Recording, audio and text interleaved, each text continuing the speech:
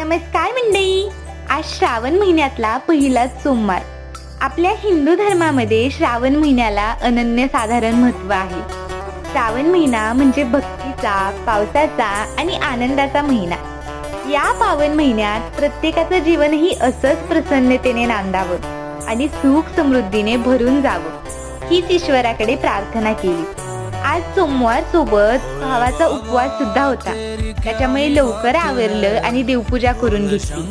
देवपूजा झाल्यावर दारात मला जमेल तशी रांगोळी काढली आणि मग नंतर स्वयंपाकाच्या तयारीला लागली. स्वयंपाक वगैरे आवरला आणि मग आमच्या सोसायटीतच असलेल्या गणपती बाप्पांच्या मंदिरात गेले.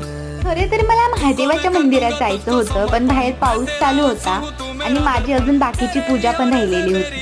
ती केली. सायंकाळी छान देवाला दिवाबत्ती वगैरे केली आणि बाकीची कामं आवरून जरा वेळ गॅलरीत येऊन बसले. चला आजसाठी एवढंच, भेटूयात उद्या.